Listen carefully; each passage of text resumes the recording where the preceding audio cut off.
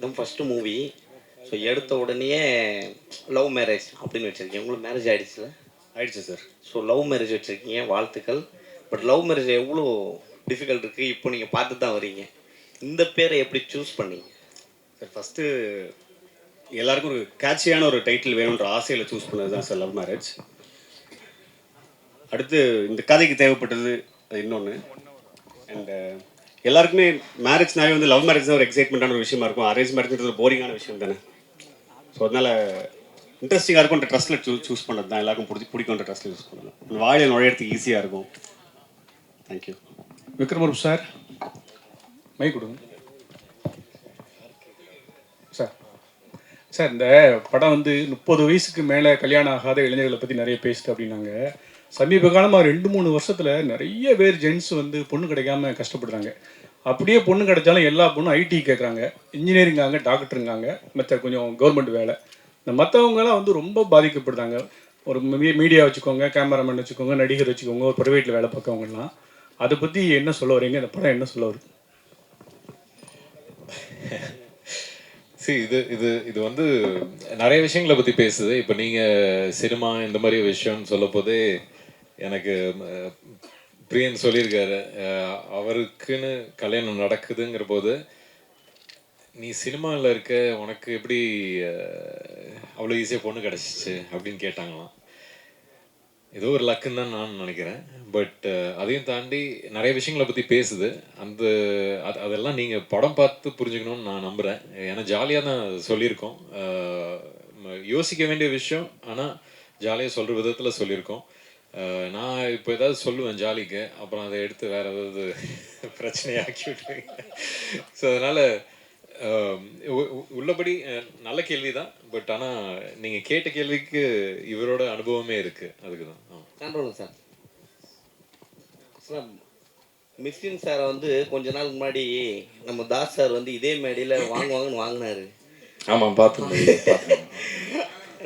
இதே இடத்துல அவ்வளோ பெரிய ஆளா அப்படின்னு கேட்டவர், திடீர்னு அவருக்கு நடிக்கிற படத்துலேயே, அவர் வில்லனாக நடிக்கிற படத்துலேயே இறக்கிருக்கீங்களே, அவர் வாய்ஸை எப்படி சூஸ் பண்ணீங்க? அவர் பாடுவாரான்னு முதல்ல இது பண்ணீங்களா? இல்லை, இது இந்த கேள்வி மிஸ்கின் பாடினதை பற்றி பேசணுமா இல்லை அதை பற்றி சொல்லணுமா? எப்படின்னாலும் சொல்லலாம். அது இல்லை என்னன்னா சிசி, நம்ம கலைஞர்களாக இருக்கும் பொழுது, நம்ம உணர்ச்சி பெருகும் பொழுது நம்ம சிலது பேசலாம்.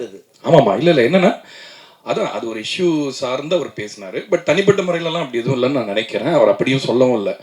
அதே மாதிரி மிஸ்கின் சார் கிட்டேயுமே நான் சொன்னேன், அவர் இந்த படத்தில் பாடி அவர் சூப்பர் நடிச்சிருக்காரா, சூப்பர் அப்படின்னு தான். ஸோ கலைஞர்கள் என்னென்ன இப்போ பொதுவாக வெளியிலேருந்து பார்க்கும்போது இவருக்கு அவர் போட்டி, இவரை சொல்லிட்டாரு அப்படின்றதெல்லாம் வந்து ஆக்சுவலாக உள்ள எதுவுமே இருக்காது. அடுத்த நாள் திரும்ப இதே இண்டஸ்ட்ரியில் தான் நம்ம இருக்கணும். ஸோ அதனால் இந்த மனிதாபிமானம்ன்றது எல்லாருக்குமே, என்ன மனிதர்களாக படாத கஷ்டம் கிடையாது, இல்லை நிறைய இடிப்பட்டு தான் ஒரு இடத்துக்கு வரோம். ஸோ அதனால் அங்கே ஃபுல் ஸ்டாப் வச்சுட்டு மிஸ்கின் சார் பாடினதுக்கு வரேன். எனக்கு வந்து பொதுவாகவே முதல் படத்துலேருந்தே அவருடைய வாய்ஸில் ஏதோ அவர் நல்ல மியூசிக் சென்ஸ் இருக்கிற ஆள். என்னோட குருநாதர் வந்து சஞ்சய் சுப்பிரமணியம் சொல்லி ரொம்ப ஃபேமஸ், தெரியும், சங்கீத கலாநிதி, ரொம்ப பெரிய இசையில் வந்து ரொம்ப வல்லுநர்களுக்கு தான் அந்த விருது கொடுப்பாங்க. ஸோ அவரும் மிஸ்கின் சாரும் ரொம்ப க்ளோஸாக பழகுவாங்க, மியூசிக் பற்றி பேசுவாங்க, லிட்ரேச்சரை பற்றி பேசுவாங்க. நான் பேசும்பொழுதுமே வந்து உங்களுக்கு சொல்லி தெரியணுன்றல அவ்வளோ ஒரு ஸ்பஞ்ச் மாதிரி அவர் அப்சர்வ் பண்ணாத விஷயமே கிடையாது. மியூசிக்னு வரும்பொழுது அவர் சிலது எதிர்பார்ப்பார் இல்லையா. ஸோ அந்த தயக்கம் இருந்தது. இந்த பாட்டை அனுப்பும்போது என்னடா சூப் சாங் அனுப்புகிறோமே அப்படின்ற ஒரு சின்ன தயக்கம் இருந்தது. பட் அதை கேட்டுட்டு வந்து அவர் அது மியூசிக்கெல்லாம் ரொம்ப அந்த ஸ்ட்ரிங்ஸ்லாம் சூப்பராக இருக்கே, இந்த இடம் கையில் வந்ததெல்லாம் காணாமல் போகுது, இந்த லைனில் வந்து ஒரு சோல் இருக்குது அப்படின்லாம் நோட்டீஸ் பண்ணி சொன்னார். ஸோ அதனால் வந்து அவர் ரொம்ப சிறந்த பாடகர். ஆக்சுவலாக அவர் இன்னும் ரிலீஸ் ஆகாத ஒரு பாட்டு நான் அவர் பாடி ஒரு படத்தில் கேட்டேன், ஒருத்தங்க ப்ளே பண்ணி காமிச்சாங்க, அவ்வளோ அருமையாக இருந்தது. ஸோ அதனால் அவர் மியூசிக்குமே கற்றுக்கிறார், மியூசிக் படிக்க கூட செய்வாருன்றத கூட கேள்விப்பட்டிருக்கேன். ஸோ அதனால் ஒரு மியூசிஷியனாக தான் அவரை பாட கூப்பிட்டேனே தவிர ஒரு விளம்பரத்துக்காகவோ அதுக்காக கூப்பிடல. ஆக்சுவலாக ஒரு சிங்கராக ரொம்ப சிறப்பாக இருக்கும் அவர் பாடினான்றது தான் ஐடியா. தேங்க்யூ. டைரக்டர் சார், இப்போ சார் லவ் மேரேஜ், அரேஞ்ச் மேரேஜுங்கிறது ஒரு சமூகத்தில் சில கட்டுப்பாடுகளுக்குள்ளே அடங்கி திருமணம் செய்கிறது. லவ் மேரேஜுங்கிறது சில கட்டுப்பாடுகளை மீறி திருமணம் செய்கிறது. இப்போ இது லவ் மேரேஜை என்கரேஜ் பண்ணுற மாதிரி நீங்கள் படம் எடுத்துறீங்களா, இல்லை தவறுன்னு சொல்லி படம் எடுக்கிறீங்களா? இல்லை சார், எது ரைட் எது தப்புன்னு சொல்கிறது அளவுக்கு நான் இல்லை சார், எனக்கு அது ஐடியா இல்லை. நான் ஜாலியாக ஒரு படம் பண்ணுன்ற ஜோனில் தான் எடுத்தது சார். இந்த படத்தில் கருத்தோ அந்த மாதிரி விஷயங்கள்லாம் எதுவும் இல்லை. நீங்கள் சொல்கிற மாதிரி லவ் மேரேஜை ஆதரிக்கிற மாதிரியோ சரி, அரேஞ்ச் மேரேஜ் எதிர்த்து பேசுகிற மாதிரியோ இல்லை. அது அப்படி இல்லை. பட் பர்சனலாக கேட்டிங்கன்னா வேணால் சொல்லலாம் சார். பர்சனலாக லவ் மேரேஜ் ஒரு பெட்டர் சாய்ஸாக நான் ஃபீல் பண்ணுறேன். எனக்கு அது பெட்டராக இருந்திருக்கு. நான் லவ் மேரேஜ் பண்ணேன், எனக்கு பெட்டராக இருந்துச்சு. எல்லாரும் அதே மாதிரி பண்ணால் நல்லா தான் இருக்கும், சூப்பராக இருக்கும், ஜாலியாக இருக்கலாம் sir. Doctor sir, sir love marriage அதில் லவ்வில் மேலே வந்து ஒரு அண்டர்ஃபீல் கோடு வருது. ஏன் அந்த அண்டர்ஃபீல்? ஏன்னா வந்து இப்போ நம்ம படித்தோம்னு வச்சிங்களேன், பாதியில் நிப்பாட்டினா அந்த கோடு போடுவாங்க.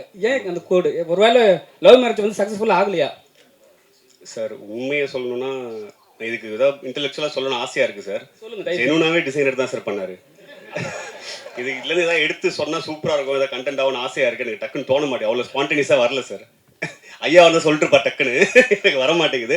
உண்மையாகவே டிசைனர் பண்ணி கொடுத்தாரு சார். என்கிட்ட ஒரு ஃப்ரெண்ட் இருக்கார், ரொம்ப இது பார்க்குற ஒரு ராசி பார்க்குற ஒரு ஃப்ரெண்ட் ஒருத்தர் இருக்கார், இங்கே கூட இருக்கார், சொல்ல விரும்பல. அவர் வந்து மேலே இழுத்து இருக்கு, இது கீழே இறங்கி இருக்கு, என்ன ராசி பார்த்தீங்க அப்படின்னாரு. எனக்கு ஒரு மாதிரி ஷாக்கிங்காக இருந்துச்சு. நான் இப்போ 8-10 வருஷம் சினிமாவில் இருக்கு, இப்படி ஒரு ராசி யாருமே சொன்னது இல்லையே, எப்படின்னு யோசிச்சார். இப்போ நீங்கள் அதை கேட்கும் போது எனக்கு அதுதான் சார் ஞாபகம் வருது. பட் ரேண்டமாக டிசைனர் பண்ணார் சார், எல்லோ டூத், ஒரு Kerala designer sir. Mister doctor sir, sir எப்பவுமே வந்து மிஸ்கின் சார் வந்து இளையராஜா பற்றி தான் பெருமையாக பேசிகிட்டே இருப்பார். அவர்கிட்ட கேட்டால் பாடல்கள் வந்து என்ன வேணால் சொல்லுவார். ஸோ உங்ககிட்ட ஏதாவது சொன்னாரா, இல்லை அவர் பண்ணுற பாட்டு தான் பண்ணுவேன்னு சொல்லியிருந்தாரா, மென்ஷன் பண்ணியிருந்தாரா ஏதாவது? என்ன உங்கள் லாஸ்ட் இது இல்லை என்னன்னா இளையராஜாவுக்காக தான் நான் பாடுவேன்னு ஏதாவது சொல்லியிருந்தாரா? இல்ல அவர் நம்மளுக்கா பாடியிருக்காரு, அப்படி இல்லை. அதாவது என்னன்னா, நான் அதை எப்படி புரிஞ்சுக்கிறேன் உங்க கேள்வின்னா, அவர் வந்து ரொம்ப என்டார்ஸ் பண்ற ஒரு கலைஞரா இளையராஜா சார் தான் இருக்காரு. மற்றவங்களுக்கு எப்படி பாடுறாரு அப்படின்றதான் உங்க கேள்வியா? ஓகே. ஸோ ஆக்சுவலாக என்னன்னா, நம்ம எல்லாருமே இப்போ நானுமே வந்து ராஜா சாருக்கு ஒரு பாட்டு பாடினேன்னு ரிலீஸ் ஆகலாது. பட் இளையராஜா சார் வந்து ஒரு ஒரு பெரிய நட்சத்திரம் மாதிரி, அவர் ஒளி வந்து யார் மேலேயுமே படாமல் இருக்காது.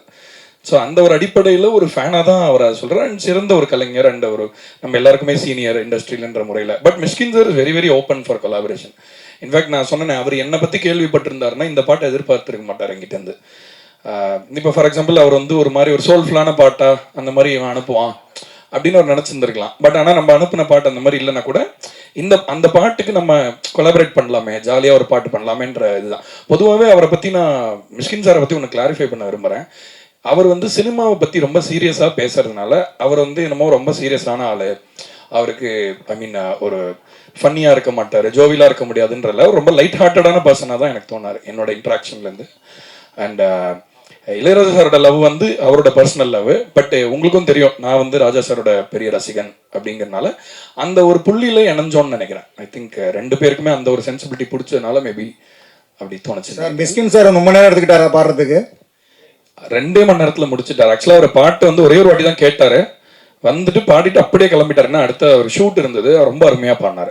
சார் மிஷ்கின் சார் எப்பவுமே எல்லா படத்துக்கும் ப்ரொமோஷனுக்கு வருவார். லாஸ்ட்டு ஒரு மேடையில் வந்து ப்ரொமோஷன் கூப்பிட்டு 5 லட்ச ரூபா கொடுத்தா தான் வருவேன்னு சொன்னார். நீங்கள் என்ன கூப்பிட்டு பார்த்தீங்களா? இல்லை எனக்கு அதை பற்றி தனிப்பட்ட கருத்து எனக்கு தெரியவும் தெரியாது. தெரிஞ்சாலும் நான் சொல்லக்கூடிய ஆள் இல்லை, எனக்கு அதை பற்றி தெரியல. சார் மைக் சார், நீங்கள் வந்து அரேஞ்ச்மெண்ட் மேரேஜ் நினைக்கிறேன்.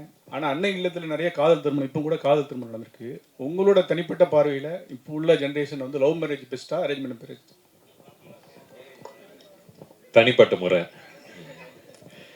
தனிப்பட்ட முறையில் லவ் இல்லாமல் மேரேஜ் ஒர்க் ஆகாது, அது தெரிஞ்ச ஒரு விஷயம். காலம் மாறிக்கிட்டு இருக்கு, அதுக்கேற்ற மாதிரி படங்களும் மாறிக்கிட்டு இருக்கு. படங்கள் மாறுறதே மக்களுக்காக தான், மக்களும் மாறிட்டாங்கன்னு நம்புகிறேன். ஸோ லவ் தான்.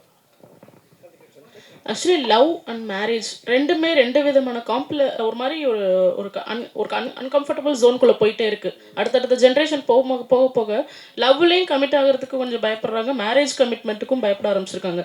அதுக்கு இந்த படத்தில் ஏதாவது மெசேஜஸ் இருக்கா மேம்? மெசேஜ் நம்ம ஒன்று சொல்ல ட்ரை பண்ணியிருக்கோம். அந்த மெசேஜ் அளவுக்கு நம்ம சீரியஸாக பேசலாம் அந்த விஷயத்தை, அதையுமே ஜாலியாக தான் பேசியிருக்கோன்றதுனால அது மெசேஜாக எடுத்துக்க முடியல.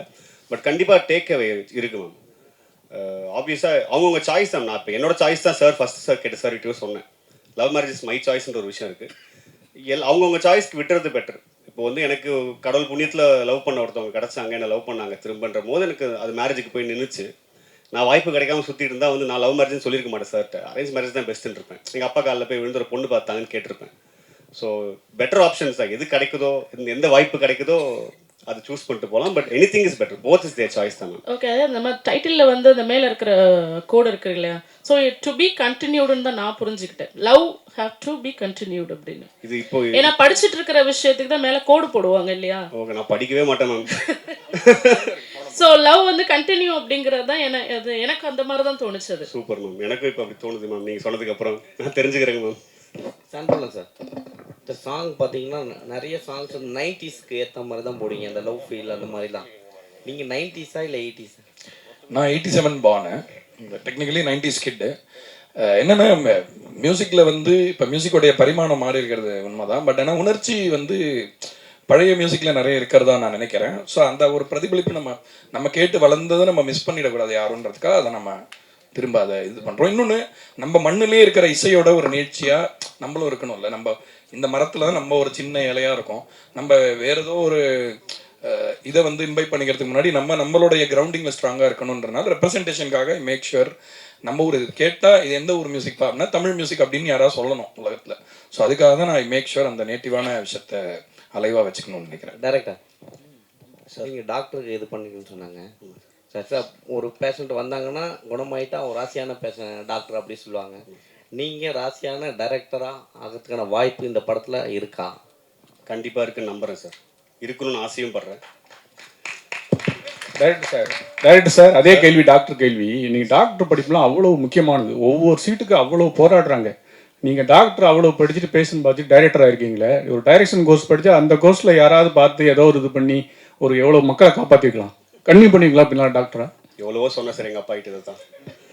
இதே தான் சார் சொன்னேன் சின்ன வயசுலேயே. நீங்கள் சொல்கிறதே வேறு டோனில் எனக்கு தெரிஞ்ச விதத்தில் சொல்லி பார்த்தேன் சார். அவர் அக்செப்ட் பண்ணிக்க தயார். எல்லா பேரண்ட்ஸ்க்கும் ஒன்று இருக்கும்ல சார், சினிமாவுக்கு போகிறான் வீட்டிலேருந்து ஒருத்தன்னும் போது ஒரு ஸ்டெப் பேக் ஐயோ பயந்துருவாங்க சார். ஸோ எடுத்த உடனே ஒரு 99% ஃபெயிலியர் ரேட் இருக்குது ஒரு இண்டஸ்ட்ரிக்கு. நீ போகிற நாளை பின்ன சிக்கி சின்னாமனை போய் நடுத்தருக்கு வந்தால் என்ன பண்ணுவேன் அப்படின்ற ஒரு கேள்வி வந்துச்சு. வடிவேலோட அப்பா கொடுப்பாரு சார், பொட்டி ஏற்றுற உதவுன்னு சொல்லிட்டு. அந்த மாதிரி எங்கள் அப்பா அந்த டாக்டர் டிகிரி கொடுத்தாரு நம்புறேன் சார். ஆனால் ஈஸியாக இருக்கும்னு நினச்சேன் சார். ரொம்ப பெரிய போராட்டம் சார். 5.5 வருஷம் டிகிரி சார், 6.5 வருஷம் படித்தேன் சார். டிபார்லாம் ஆகிட்டேன் சார். ரொம்ப பெரிய போராட்டமாக சார் இருந்துச்சு. விக்ரம் சார், டேரக்டர் ஸ்டேஜில் சொன்னாங்க எனக்கு கதையே சொல்ல தெரியல, சொல்ல தெரியாது சொல்லிட்டு டேரக்டர் உங்கள்கிட்ட சொல்லிட்டேன்னாங்க. சார், அவர் கதை சொல்லும்போது உங்களுக்கு என்ன தோணுச்சு ஸ்கிரிப்ட் எடுத்துன்னு கொடுக்கும்போது? இல்லை கதை சொல்ல வரவங்க வந்து எப்பவுமே ஒரு பயத்தோடு வருவாங்க. அவங்கள எந்த அளவுக்கு நம்ம கம்ஃபர்டபுளாக ஆக்குறோமோ அதே மாதிரி அவங்களும் ஆகுவாங்க. ஸோ அவர் அப்படிலாம் சொல்கிறாரு, நல்லாவே பேசுகிறாருல்ல, இப்போ தான் பார்க்குறீங்கல்ல, நல்லாவே சொன்னார் கதையை, என்ன தேவையோ அதை சொன்னார். அதை எடுத்து மிச்சதை வந்து எனக்கு நான் ஸ்கிரிப்ட் படிக்க பிடிக்கும். அதனால் அதுக்கப்புறம் ஸ்கிரிப்ட் எடுத்து பார்த்து படித்தேன்.